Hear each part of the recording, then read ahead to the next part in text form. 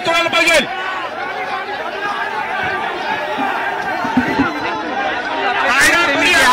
आपल्याला मोठ्या प्रमाणात आक्रमक झालेले आपल्याला पाहायला मिळतात। खरं तर त्यांचा अडवलं जात आहे पोलिसांना, जे शिवप्रेमी आहेत त्यांना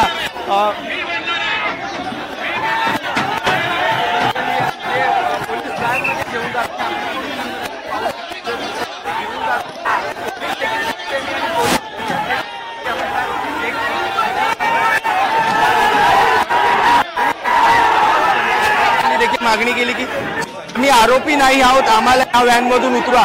तरीही पोलीस जे आहेत आपल्याला मोठ्या प्रमाणात व्हॅन जाताना पाहायला मिळतात आणि शिवप्रेमी जे आहेत हे आक्रमक झालेले आपल्याला पाहायला मिळतात। खरं तर पाहिलं गेलं तर पोलीस देखील या सर्व गोष्टींकडे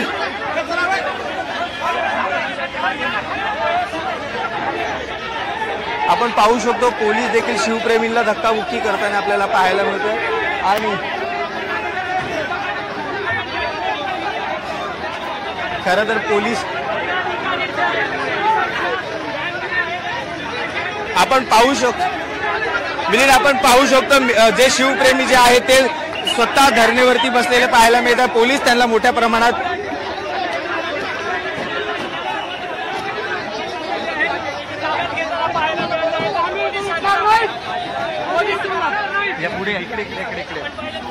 काय भूमिका पोलीस कशा प्रकारे सांगते काय? ही दडपशाही चालणार नाही, कारण आम्ही लोकशाही मार्गाने आंदोलन चालू आहे। लोकशाही मार्गाचा अवलंब करत असताना शासनाची दडपशाही आम्ही खपून घेणार नाही।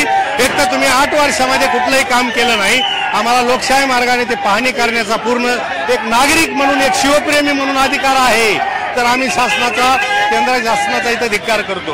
खरं तर संभाजीराजेंनी देखील अशी मागणी केली पोलिसांकडे की आम्ही आरोपी नाही आहोत, आम्हाला गाड्यांमधून उतरवा। त्याच्याकडे कसं? बरोबर, कारण आम्ही लोकशाही मार्गाने आंदोलन फक्त काय करतोय, भूमिपूजन जलपूजन झालं ते पाहण्यासाठी सर्व शिवभक्त जात आहेत, तरी अशी दडपशाही आम्ही खपून घेणार नाही। अहिंसाच्या मार्गाने काय सांगायला नक्की तुम्हाला? शिवप्रेमींना महाराजांच्या पुतळ्यासाठी आम्ही चाललोय। आम्ही काय आतंकवादी नाही आहेत, आमच्यावर अन्याय केला जातोय, दडपशाही केली जाते, पकडून आम्हाला प्रचंड पकडून आतमध्ये टाकलं जातंय। त्याच्यामुळे या सरकारचा जाहीर निषेध, याच्यावर आंदोलन झालेलं नाही। ही दडपशाही कधी रोखल्या जाणार नाही। आम्ही धिक्कार करतो या सरकारचा, धिक्कार आमचे साधे बोलणं सुद्धा ऐकून घेतले नाही। आम्ही अटक करण्यात आलेली काही कारण असताना शांतताने मोर्चा घेत होतो, पण मात्र गृहमंत्र्यांनी निर्णय घ्यावा आणि ते जनआक्रोश महाराष्ट्रात उसळेल याची प्रक्रिया महाराष्ट्रात घ्यावी। पाहू शकतो कार्यकर्त्यांना जे शिवप्रेमी आहेत त्यांना देखील घेऊन जाताना आपल्याला पाहायला मिळतं। संभाजीराजे हे देखील संबोधित करताना आपल्याला पाहायला मिळत आहे। नक्की काय शिवभक्त जे आहे मोठ्या संख्येने येते उपलब्ध आपल्याला म्हणजे सर्व घटनास्थळी आहेत, पाहूयात। आम्ही बोलतो काय ते मार्ग 100% 100% घेते मार्ग खाली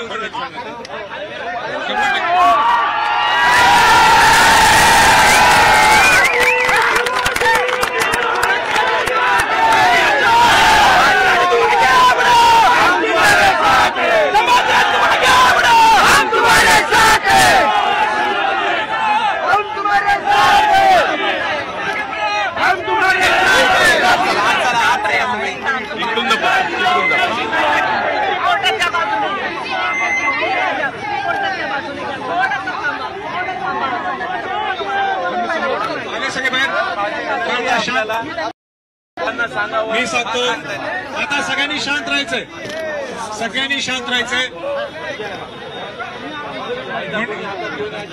मी बोलतो डीसीपी मुंडेजींनी मी सांगितलं त्यांनी ऐकले, म्हणून सगळ्या शिवभक्तांनी शांत राहावं। माझी भूमिका तुम्ही समजून घ्यावं।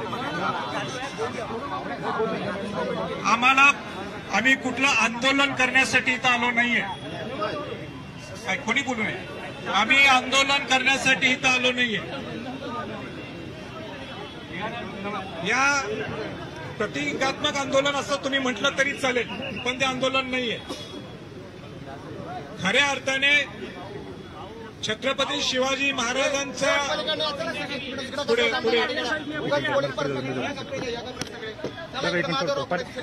पुढे कायदा कोणी हातात घ्यायचा नाही. रोड चालू ठेवा. माझी पहिल्या दिवसापासून भूमिका ही आहे, कायदा कोणी हातात घ्यायचा नाही.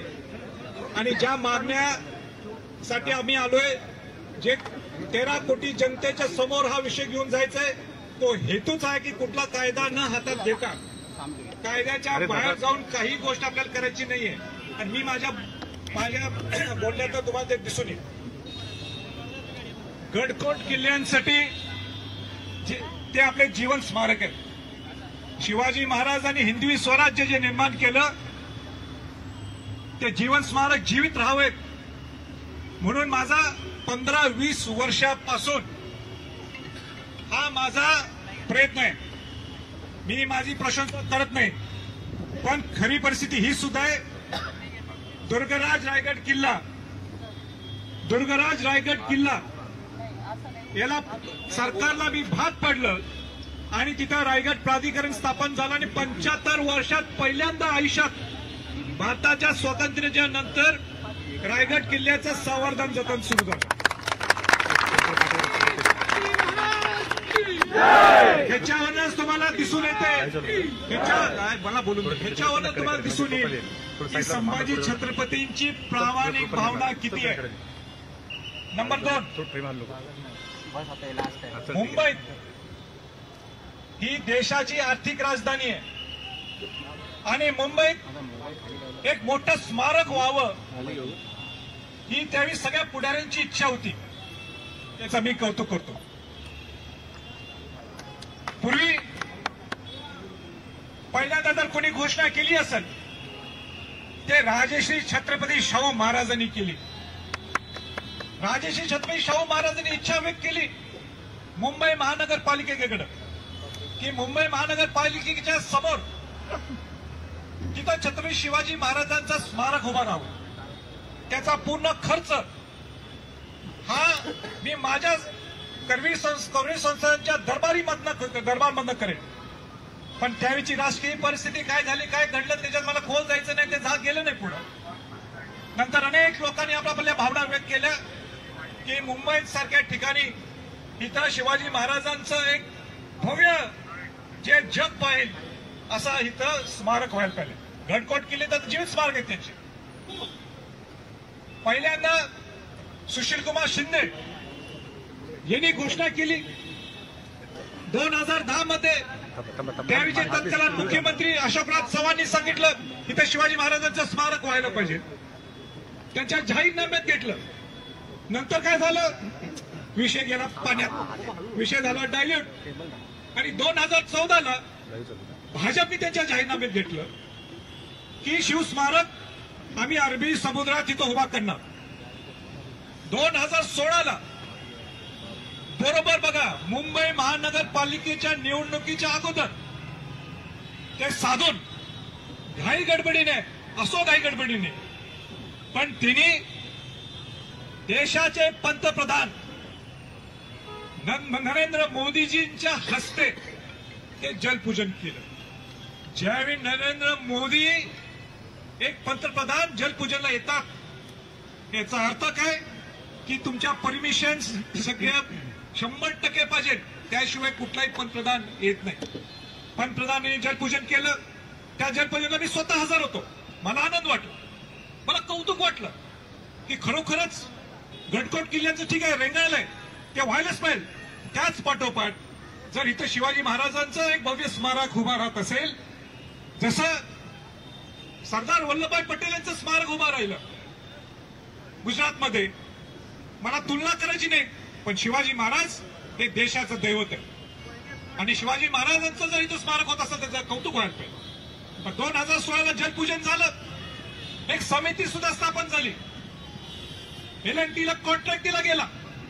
मला सांगा त्याच्यानंतर काय झालं, मी विषय हातात घेतला. परत मी वेळोवेळी त्यावेळीचे मुख्यमंत्री तत्कालीन देवेंद्र फडणवीस यांना सांगितलं, विचारपूस केली. त्यानंतर तत्कालीन महाविकास आघाडीचे मुख्यमंत्री उद्धव ठाकरेंची माझी चर्चा झाली. त्याच्यानंतर आता एकनाथ शिंदेजी आणि आताचे उपमुख्यमंत्री देवेंद्र फडणवीस यांची चर्चा झाली. त्यांना विचारलं का तुम्ही सुरू करत नाही. सगळ्यांचं उत्तर एकच, जे उत्तर मला डायरेक्ट दिलं नाही पण दुसरीकडे कळालं की ते पर्यावरणचे काहीतरी प्रॉब्लेम आलेले आहेत, काहीतरी अडचण निर्माण झालेली आहे, कोर्टात विषय गेल्यामुळे आम्हाला पुढं काय करता येत नाही. माझा प्रश्न आहे, सगळ्या पुढाऱ्यांना प्रश्न आहे, प्रामुख्याने या सरकारला प्रश्न आहे. तुमचं केंद्रात सरकार आहे, तुमचं राज्यात सरकार आहे, तुम्हीच घोषणा केली, तुम्हीच जलपूजन केलं आणि ते काही किरकोळ माणसाचं जलपूजन केलं, किरकोळ माणसाचं स्मारक नाहीये, ते छत्रपती शिवाजी महाराजांचं अरबी समुद्रात 2800 कोटी रुपये जाहीर केले होते त्यावेळी, त्याचं जलपूजन केलं आणि जलपूजन केल्यानंतर एक समिती स्थापन केली, तिला कॉन्ट्रॅक्ट दिला. आज तिथं काय झालंय हे आपल्याला माहित नाहीये. आता मी स्वतः जलपूजन करण्यासाठी गेलो, मी अभिवादन शिवाजी महाराजांना केलं, पण माझी इच्छा आहे ना, एक 13 कोटी महाराष्ट्रातल्या जनतेला समजायला पाहिजे नेमकं शिवाजी महाराजांच्या अरबी समुद्रात तिथं स्मारक झालं आहे काही नाही, आणि झालं असेल तर जाऊन आम्ही जाऊन सगळे शिवभक्त जाऊन अभिवादन करू. हे काय मला पोलिसांना विचारायचं आहे. एक मिनिट, कायदा हातात, आपण कायदा हातात घेतोय का? अजिबात नाही. कायदा हातात घ्यायचाय का? नाही. मुळीच घ्यायचं नाही. इथं डिजिटल बोर्ड लावले. नाही मुंडेजी, मी हे राजकीय भाषण नाहीये, नाही बोलू नका, तुम्ही सुद्धा नाही बोलायचं, पुढे नाही बोलायचं, हे राजकीय भाषण नाहीये, हे माझं त्या घरात माझा अधिकार आहे थोडं बोलायचं.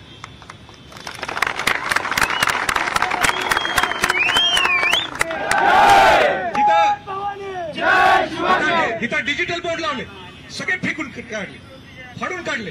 बाकी सगळ्या पक्षाचे डिजिटल बोर्ड चालतात.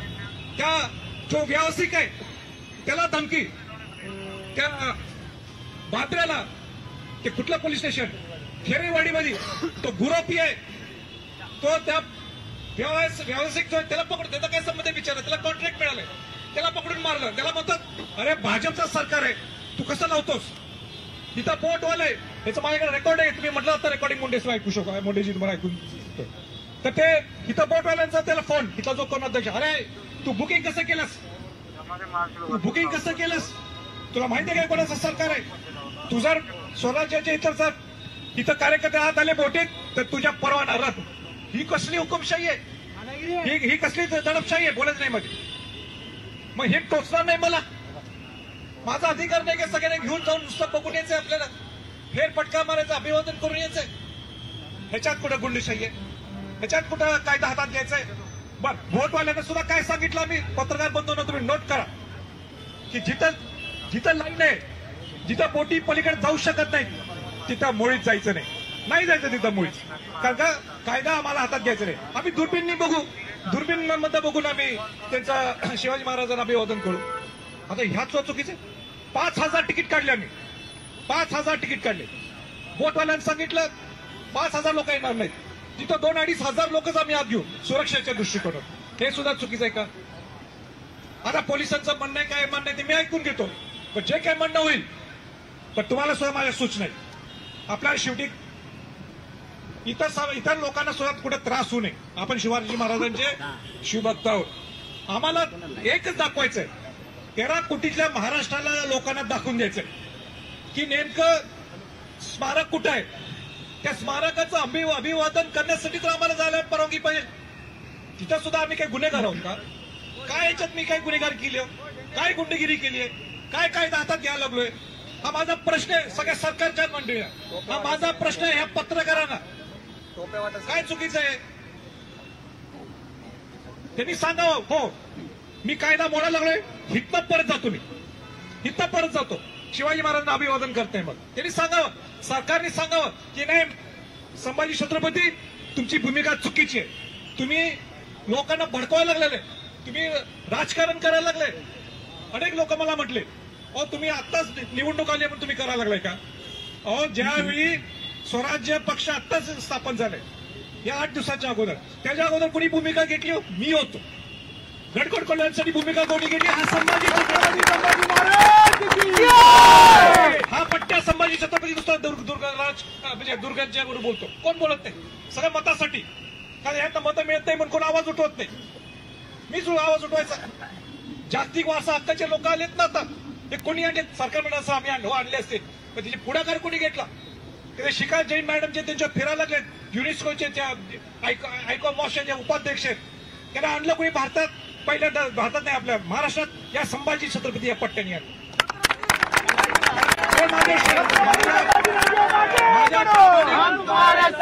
प्रामाणिकपणावर कोणी शंका करू शकणार नाही. आणि आज सुद्धा प्रामाणिकपणाने आलो म्हणून माझी पोलिसांना विनंती आहे, त्यांची काही विवरच नाही, त्यांनी आम्हाला सांगावं. आम्ही प्रामाणिकपणाने आलोय. आम्हाला एकच हेतू आहे, आंदोलन नाही. आम्हाला प्रतिबंधात्मक आंदोलन असं समजा तुम्ही, पण या ह्याच्यात आम्हाला एकच दाखवायचं आहे की 13 कोटी महाराष्ट्राच्या लोकांना जलपूजन इथं झालं. शिवाजी महाराजांच्या नावाने खोटं चालणार नाही. भरपूर झालं, आता भरपूर झालं शिवाजी महाराजांच्या नावाने राजकारण. आता तुम्ही करायचं असेल ना, करून दाखवा. तुम्हाला हे नाही जमत ना, ऐका, हे तुम्हाला जमत नाही ना, स्मारकाला सांगून टाकायचं हे सरकार, हे आम्ही स्मारक करू शकत नाही, पण आम्ही गटकोट किल्ल्यासाठी पैसे देतो. बघ म्हणा तर तुम्ही. 350व्या राज्याभिषेक सोहळ्याच्या निमित्ताने काय डिक्लेअर केलं या सरकारने? 450 कोटी रुपये आम्ही गटकोट किल्ल्यांच्या संवर्धन, जतन आणि तुमच्या इथं उत्सवासाठी देतो. किती पैसे दिलेत त्यांनी याचं मला उत्तर द्यावं. प्रश्नचिन्ह आहे, उत्तर द्यावं त्यांनी किती रुपये खर्च केले. दुसरा माझा प्रश्न आहे, तुम्ही काय डिक्लेअर केलं की महाराष्ट्रातले जे जिल्हे आहेत, जे डीपीसीचं बजेट असेल त्या जिल्ह्यातल्या लोकांनी, त्या तिथल्या पालकमंत्र्यांनी आणि जिल्हाधिकाऱ्यांनी 3% हे गडकोट किल्ल्यांसाठी आणि तिथल्या स्मारकासाठी दिले जाते. किती पैसे दिले ना गडकोट किल्ल्यांसाठी? म्हणजे सगळ्या गोष्टीत आम्ही प्रयत्न करायचा, प्रामाणिक प्रयत्न करायचा. आणि इथं पोलीस मला म्हणतात कायदा हातात घेऊ. मी का हल्लो नाही, मी का भाषण मगाशी केलं नाही? आमचे हे जे मावळे आहेत हे हात घालायचं. मी काय गुंडगिरी केली काय? हिने काय दडपशाही केली? हिने काय हुकुमशाही केली? हुकुमशाही तर तुम्ही केली आहे. मला सांगावं पोलिसांनी, माझ्याकडे रेकॉर्डिंग मी इथं दाखवलं कसं बोलले त्या माणसाची. तो काय म्हटलं माहिती आहे? बोर्डचा प्रमुख तो म्हणतोय माझी लहान 2 मुलं आहेत, हार्ट सर्जरी झाली माझी, मला काय करू का? तुमचं तुम्ही बघून घ्या. तो खेरवाडीचा तो व्यावसायिक जो डिजिटल लावतो त्याला काय संबंध? त्याला कॉन्ट्रॅक्ट मिळाला, 4 पैसे त्याला मिळाले म्हणून त्यांनी डिजिटल बोर्ड लावले. त्याला मारलं, धमकवलं, शिवाजी महाराजांचे फोटो काढून टाकले सगळे. हे नाही बरोबर. आम्ही प्रामाणिक वागतो तर तुम्ही सुद्धा प्रामाणिक वागा. सारखा खाकी गाठल्या, आम्ही रिस्पेक्ट करतो या खाकीला. मी पहिला माणूस खाकीला रिस्पेक्ट करतो. सर कुठेतरी नाही मध्ये बोलू नका. माझी तुम्हाला तुमची काय भूमिका आहे ती सांगा. सर एक प्रश्न, तर मी गाडीत बसतो, ते 2-3 आमचे आहेत, ते तुमच्याशी बोलतील. हे बरोबर नाही ना. हे काय पद्धत चालू आहे? ही काय दडपशाही आहे? ही दडपशाही आहे. हे नाही बरोबर. सगळ्यांना उतरायला पाहिजे.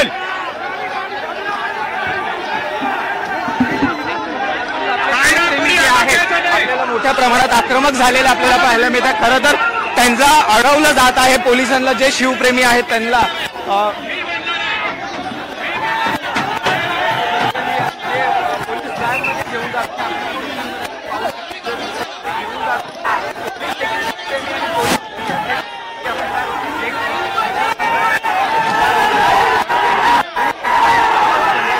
देखील मागणी केली की मी आरोपी नाही आहोत, आम्हाला या व्हॅनमधून उतरा.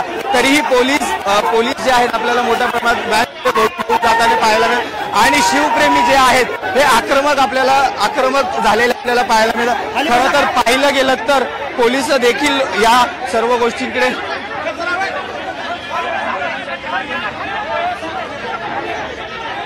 आपण पाहू शकतो. पोलीस देखील शिवप्रेमींना धक्काबुक्की करताना आपल्याला पाहायला मिळतं.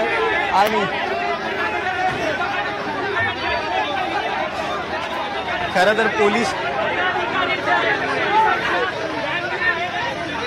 आपण पाहू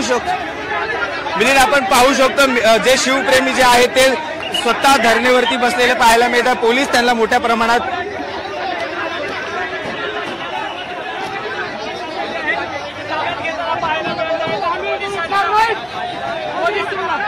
पुढे इकडे काय भूमिका पोलीस कशा प्रकारे सांगते? काय ही दडपशाही चालणार नाही, कारण आम्ही लोकशाही मार्गाने आंदोलन चालू आहे. लोकशाही मार्गाचा अवलंब करत असताना शासनाची दडपशाही आम्ही खपून घेणार नाही. एक तर तुम्ही 8 वर्षामध्ये कुठलंही काम केलं नाही. आम्हाला लोकशाही मार्गाने ते पाहणी करण्याचा पूर्ण एक नागरिक म्हणून, एक शिवप्रेमी म्हणून अधिकार आहे. तर आम्ही शासनाचा, केंद्र शासनाचा इथं धिक्कार करतो. खरं तर संभाजीराजेंनी देखील अशी मागणी केली पोलिसांकडे की आम्ही आरोपी नाही आहोत, आम्हाला गाड्यांमधून उतरवा. त्याच्याकडे कसं? बरोबर, कारण आम्ही लोकशाही मार्गाने आंदोलन फक्त काय करतोय, भूमिपूजन जलपूजन झालंय ते पाहण्यासाठी सर्व शिवभक्त जात आहेत. तरी अशी दडपशाही आम्ही खपून घेणार नाही. अशा अहिंसाच्या मार्गाने काय सांगाल नक्की तुम्हाला? शिवप्रेमींना महाराजांच्या पुतळ्यासाठी आम्ही चाललोय. आम्ही काय आतंकवादी नाही आहेत. आमच्यावर अन्याय केला जातोय, दडपशाही केली जाते. पकडून आम्हाला गचंडे पकडून आतमध्ये टाकलं जातंय. त्याच्यामुळे या सरकारचा जाहीर निषेध, याच्यावर आंदोलन झालं नाही. ही दडपशाही कधी रोखल्या जाणार नाही. आम्ही धिक्कार करतो या सरकारचा. या धिक्कार असो. आमचे साधे बोलणं सुद्धा ऐकून घेतले नाही. आम्ही म्हणून अटक करण्यात आलेली. काही कारण नसताना शांतताने मोर्चा निघत होतो. पण मात्र गृहमंत्र्यांनी तात्काळ निर्णय घ्यावा आणि ते जनआक्रोश योग्य महाराष्ट्रात उचलेल याची दखल या महाराष्ट्राने घ्यावी. पाहू शकतो कार्यकर्त्यांना शिवप्रेमी आहेत त्यांना देखील घेऊन जाताना आपल्याला पाहायला मिळतं. संभाजीराजे हे